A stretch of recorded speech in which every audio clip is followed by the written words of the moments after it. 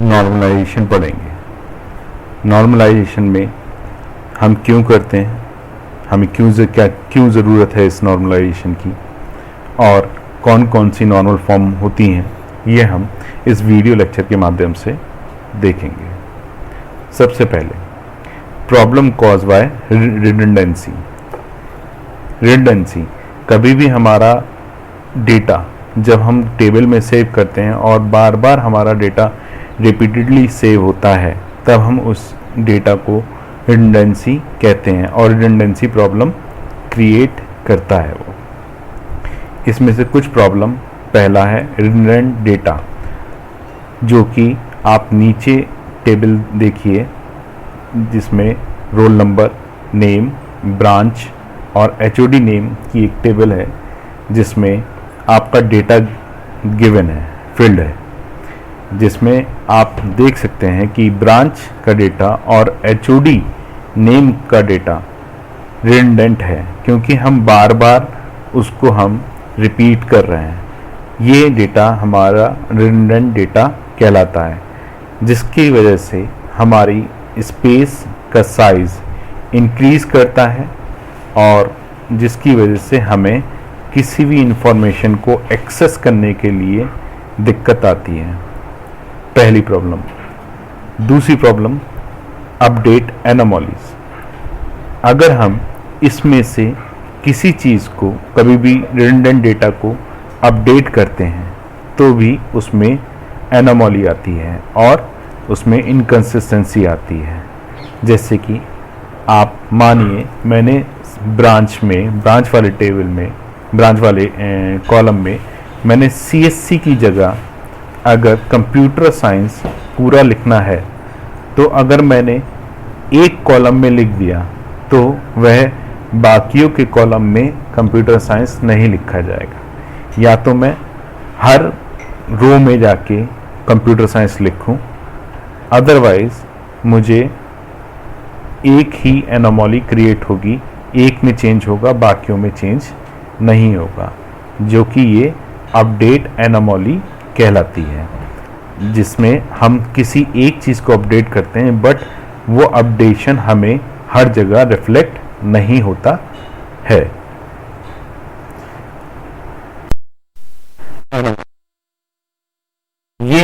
ये इंसर्शन जब भी हम कोई रो इंसर्ट करते हैं उस दौरान क्रिएट होती है। अगर हमारा सपोज करिए दो टेबल हैं, ठीक है, जस्ट एक टेबल का डेटा हम दूसरे टेबल में यूज़ कर रहे हैं। एक टेबल में एक कोई कॉलम है जो कि प्राइमरी की है और दूसरी टेबल में वही कॉलम आपकी रेफरेंस की है। अगर हम प्राइमरी टेबल में प्राइमरी डेटा अगर हम फिल नहीं करेंगे तो हमारा सेकेंडरी टेबल में जहाँ पर वो रेफरेंस की है तब तक उसका डेटा फिल नहीं किया जा सकता। ये एनोमली इंसर्शन एनोमली कहलाती है। डिलीशन में एनोमली, चौथी और आखिरी एनोमली डिलीशन एनोमली ये कहलाती है कि जब आपकी दो टेबल हैं और हमने मान लीजिए दो टेबलों में एक प्राइमरी की है और एक सेकेंडरी की रेफरेंस की है दूसरे टेबल में। अगर हम प्राइमरी की को डिलीट करते हैं तो हमारा रेफरेंस की का यूज़ हो रहा है, जो कि बिल्कुल गलत है। ऐसा नहीं होना चाहिए, क्योंकि अगर हमने मान लीजिए किसी रोल नंबर का डेटा हमने डिलीट कर दिया तो ऑटोमेटिकली उसके मार्क्स भी डिलीट हो जाना चाहिए, क्योंकि अगर हमारे पास वो रोल नंबर है ही नहीं तो उसका डेटा भी नहीं होना चाहिए। तो ये एनोमली आपकी डिलीशन एनोमली कहलाती है। प्रॉब्लम चार तरीके की होती है। पहली रिडंडेंट स्टोरेज, जो कि आपका स्टोरेज साइज को घेरती है। अपडेट एनोमली, अगर हम किसी चीज़ को अपडेट करते हैं तो वो अपडेशन हर जगह वो रिफ्लेक्ट होना चाहिए, यानी कि हर जगह वो ऑटोमेटिकली अपडेट हो जाना चाहिए। इंसर्शन एनोमली, अगर हमने कहीं कोई चीज़ इंसर्ट करी तो वो ऑलरेडी एग्जिस्ट होना चाहिए। दूसरा डिलीशन एनोमली, डिलीशन एनोमली कि जब हम किसी को डिलीट करें तो उसका डेटा कंप्लीटली डिलीट होना चाहिए। ये 4 तरीके की आपकी प्रॉब्लम कॉज बाय रिडंडेंसी होती है। अब हम आते हैं नॉर्मलाइजेशन पे। नॉर्मलाइजेशन क्या होता है? Database normalization is a process of structuring a relational database in accordance with a series of so-called normal form in order to reduce data redundancy and improve data integrity। पहली बात, normalisation जो होता है एक ऐसा प्रोसेस होता है database में जो आपके डेटा को नॉर्मलाइज करता है, यानी कि रीस्ट्रक्चर करता है, एक अलग तरीके का स्ट्रक्चर उसे देता है जिससे हम उस डेटा की रिडंडेंसी को कम करते हैं और डेटा इंटीग्रिटी, यानी कि हमें जो डेटा में सिक्योरिटी है, इंटीग्रिटी है, एक जैसा रखना है, उसको हमें मदद मिलती है, उसमें इम्प्रूवमेंट होता है। नॉर्मलाइजेशन 5 तरीके के होते हैं। पहला फर्स्ट नॉर्मल फॉर्म, दूसरा सेकंड नॉर्मल फॉर्म, उसके बाद थर्ड नॉर्मल फॉर्म, उसके बाद फोर्थ नॉर्मल फॉर्म और उसके बाद फिफ्थ नॉर्मल फॉर्म। अब एक एक करके हम इन नॉर्मल फॉर्म्स को डिस्कस करते हैं। फर्स्ट नॉर्मल फॉर्म कहता है a relation is in first normal form if and only if the domain of each attribute contains only atomic individual value and the value of each attribute contains only a single value from the domain।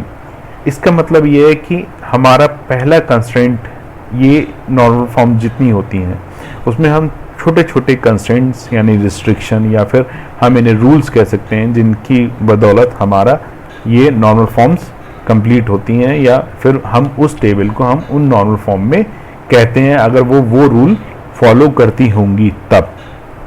तो इसके हर normal form के साथ हमारे कुछ rules होते हैं जिनको हमें फॉलो करना ज़रूरी होता है। जैसे कि फर्स्ट नॉर्मल फॉर्म में पहला रूल होता है एटॉमिसिटी का। एटॉमिसिटी का मतलब होता है कि कोई भी डेटा जो भी होगा आपके रो और कॉलम में वो हमेशा सिंगल वैल्यूड डेटा होगा। सिंगल वैल्यूड डेटा से मतलब होता है कि कभी भी मल्टीपल वैल्यूड डेटा नहीं हो सकता। जैसे कि आप नीचे की टेबल में देखिए, कस्टमर में आपका कस्टमर आईडी है, फर्स्ट नेम है, सरनेम है और उसके बाद टेलीफोन नंबर है, जिसमें आप जानते हैं कि एक व्यक्ति के एक से ज़्यादा फ़ोन नंबर हो सकते हैं। तो ये डेटा जो टेलीफोन नंबर डेटा है वो आपका मल्टी वैल्यूड डेटा है, जिस वजह से हमें इसको एटॉमिक मतलब एक एटम इंडिविजुअल जो फर्दर डिवाइड नहीं हो सकता उसकी तरह बनाना पड़ेगा। तो फिर हम इस टेबल का रीस्ट्रक्चर करते हैं जो कि हमें नीचे दी हुई टेबल में गिवन है। Customer ID, first name, surname, telephone number 1, telephone number 2। अगर किसी व्यक्ति के पास 2 ही टेलीफोन नंबर है तो हम 2 कॉलम बना देंगे। हम ये सपोज करके चलना है कि 2 से ज़्यादा टेलीफोन नंबर नहीं हो सकते, तब हम 2 टेलीफोन नंबर बना देंगे, टेलीफोन नंबर 1 और देन उसके बाद टेलीफोन नंबर 2। तो हम एक टेलीफोन नंबर 1 में डालेंगे, दूसरा टेलीफोन नंबर दूसरे में डालेंगे। इट मीन्स कि हमारा अब सारा का सारा टपल्स में डेटा सिंगुलर डेटा बन चुका है, कोई भी डिविजिबल डेटा नहीं है। जैसे कि आप समझे, एक और एग्जांपल है, आप एड्रेस जब भी फिल करते हैं तो एड्रेस में आप मकान नंबर अलग होता है आपका। कभी भी आप फॉर्म फिल करेंगे एग्जामिनेशन का किसी भी, तो उसमें हाउस नंबर आता है, हाउस नंबर के बाद स्ट्रीट आती है, स्ट्रीट के बाद लोकेलिटी आती है, लोकेलिटी के बाद सिटी आती है, सिटी के बाद स्टेट आती है, डिस्ट्रिक्ट आती है, देन पिन कोड आता है।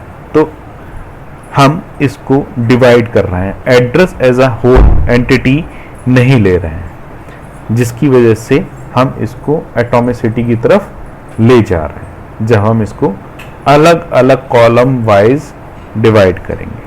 तो फर्स्ट नॉर्मल फॉर्म फिर से मैं एक बार पढ़ता हूँ। Our relation is in first normal form if and only if the domain of each attribute contains only atomic indivisible value and the value of each attribute contains only a single value from the domain.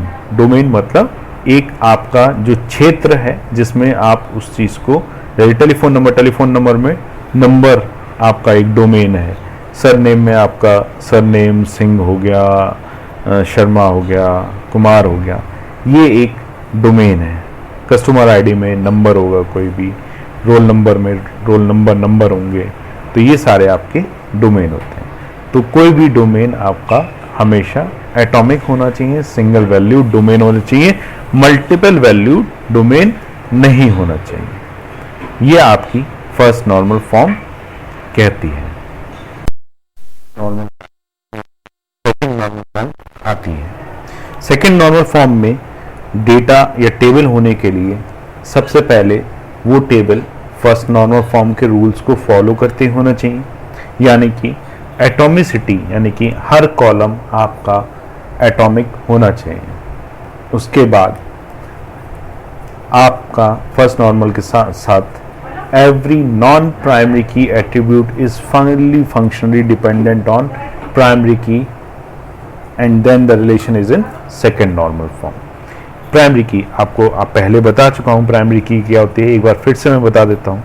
Primary की एक ऐसी की होती है, एक ऐसा column होता है जिसमें वो डेटा फिल करा जाता है कि जो पूरे रो को सेग्रीगेट या स्पेसिफाई कर सके और अलग बता सके कि वो कैसे अलग है। जैसे कि आपका रोल नंबर, हर एक बच्चे का रोल नंबर अलग होता है जिससे हम उसको आइडेंटिफाई करते हैं। तो वो कॉलम जो आपका हर एक टपल को अलग अलग आइडेंटिफाई करे उसको हम प्राइमरी कॉलम बोलते हैं और उसकी वैल्यू को हम प्राइमरी की बोलते हैं। तो सेकेंड नॉर्मल फॉर्म में एक तो आपका फर्स्ट नॉर्मल फॉर्म में होना चाहिए, दूसरा ये कहना चाह रहा है कि जो भी नॉन प्राइमरी की एट्रीब्यूट्स हैं, यानी कि जो कि नॉन प्राइमरी की कॉलम्स हैं, वो हमेशा प्राइमरी की कॉलम पे डिपेंडेंट होना चाहिए हमेशा। ये इसका कंस्ट्रेंट है, ये इसका रूल है। जैसे कि आप एक एग्जाम्पल देखिए नीचे, ये एक एग्जाम्पल है जहाँ पर हमने स्टूडेंट नंबर ले रखा है, कोर्स नंबर ले रखा है और कोर्स फी ले रखी है, जिसमें roll number student number 1 C1 course number है और कोर्स फी 1000 है। अगर हम इसको देखें, इस डेटा को देखें, तो बार बार आपका डेटा रिडंडेंटली रिपीटेडली यूज़ हो रहा है। जैसे कि स्टूडेंट नंबर 1 यूज़ हो रहा है, 4 यूज़ हो रहा है, 2 यूज़ हो रहा है, ठीक है। और student number course number is dependent on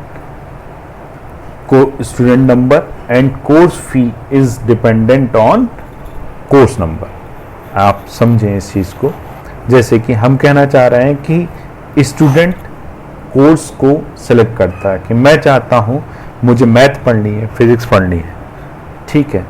ऐसे ही course fee is dependent on course, जैसे कि